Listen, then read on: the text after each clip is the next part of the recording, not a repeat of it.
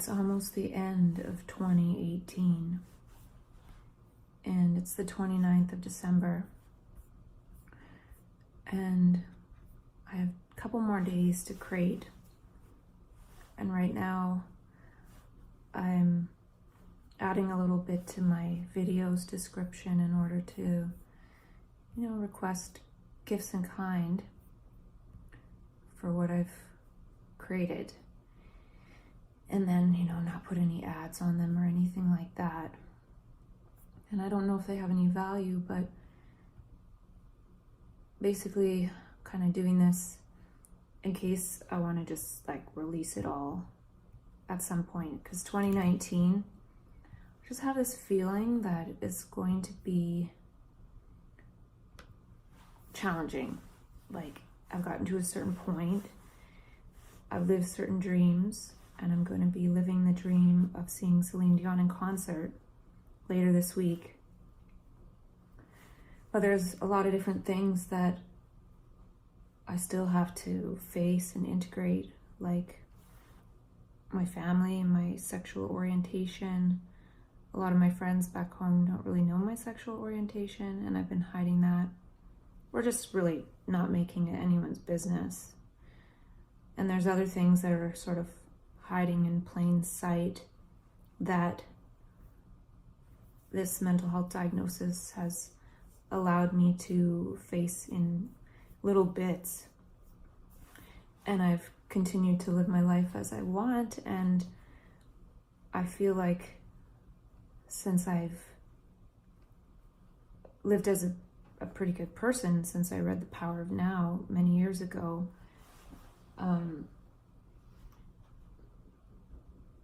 which I definitely recommend The Power of Now. That helped me stop thinking and not think as much. And I've been able to be present a lot.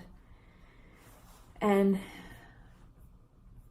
I think I've, done some good in the world. Whereas before, I really think, before reading The Power of Now, I don't think I had that much good in me. I think I was born afraid. And there were certain traumatic events in my life that probably made it worse. And they aren't exactly excuses or anything, but I see that,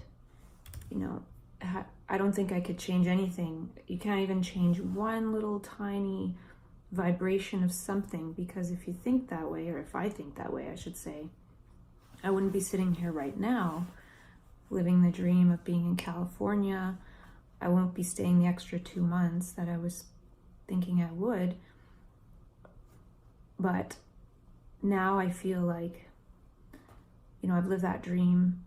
I've been to California, I think 5 or 6 times in the last 3 years or 4 years. And when I was diagnosed, I never thought I'd get back.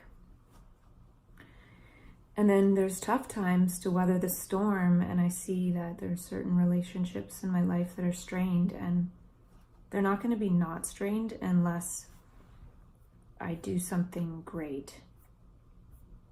And I don't think anything great can be done. It's like greatness moment to moment, or not greatness, but excellence in movement, in what we utilize as products, what we buy.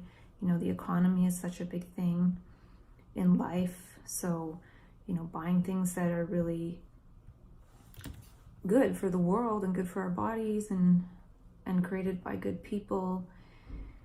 So I consider myself to be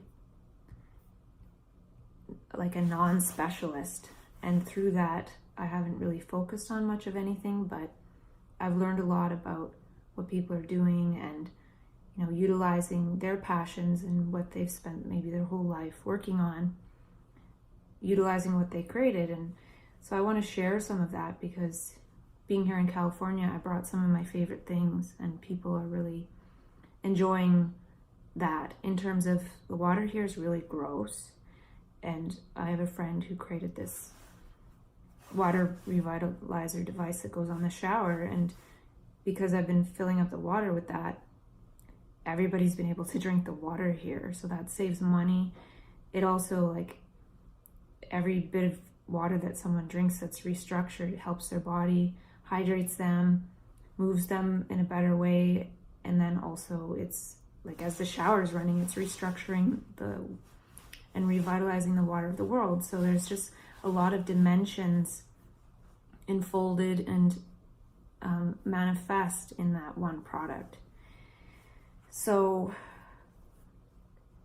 this year for 2019, I really, really, really, really, really want to be creative, and I'm starting to create some stuff, and I've found certain resources that make it seem like the technology won't really be a barrier anymore when it was before. So yeah, there's kind of like no excuse not to create something great, and not only for me, but for other people. Like, there's so many people suffering and struggling, and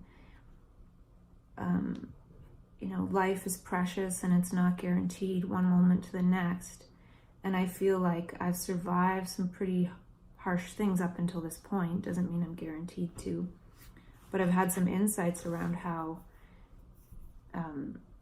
one can't really die until one is meant to, of course. And maybe I haven't so far because there's something that I'm meant to do. And I could create all kind of visions about what that is. But I feel like it's to be myself. And maybe when I really connect with who that is, maybe that will be the last moment that I'm alive, when I fully am myself.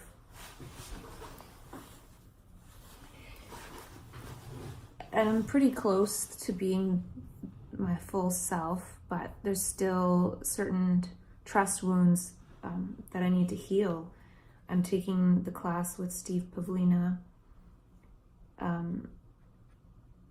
that is about subjective reality, and I think that's it's really helpful for me in this point in my journey right now, in terms of getting in alignment with exactly what I want in life.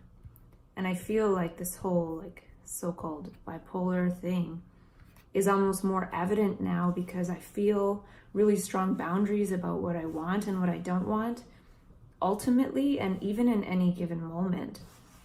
Like this morning, I sort of said yesterday, I'm going to spend some time creating tomorrow. And then there was like, oh, let's go do this. And I was like, well, I need to do this. And so I stuck with that. And I'm glad I did, because there are a few things that I wanted to create and get in order. And right now, as I'm talking, I'm putting this paypal.me link on my videos, because I haven't shared them, but I do have a sense that, if I get to this point at some point where I feel like, oh, I have nothing to lose anymore, healing whatever needs to be healed and being able to laugh at it and be laughed at and all these things at the same time, then I might just kind of share it. I've been thinking of ways to share it, like embed private video on my nutsaboutmelons.org website. But right now, as we speak, since it's the end of the year, I'm just sort of putting these links and saying, well, I work for Gifts in Kind. People on disability are allowed to work for Gifts in Kind. And I'm not on disability right now because I'm not in Canada, but, if I need to release this for some reason, if I find myself all alone, and I see several possibilities of how things might unfold. And, I have like maybe a job offer when I go back home, but I'd still have to uphold a certain image of myself. And I don't know, as like a person with a mental illness, and maybe I am, maybe I'm not, maybe I was just sort of born evil. I opened up this little Bible that was in the cupboard today, and it was on page 117, and I haven't read the Bible, but it was a recognizable part where whoever's talking about it's talking about the blind leading the blind, and how we're all in the same boat, sort of, and how can I point out the speck in another's eye when there's like, a mountain of dirt in my own. And that's very true, even in terms of how at times I've been critical about certain things. As soon as I get into this sort of like angry criticism in my disposition, it comes back at me, whether I'm talking to somebody else like here, or even when I was talking to myself. Things would come back to me like, wow, you have sometimes maybe been in situations where you don't even, quote, deserve to live, or there's something that I survived that I really don't know how, and now I've gotten to this point of kind of integrating it and realizing that, I can't actually pass on until I'm meant to, and I'm still here to resolve, I don't know if it's karma,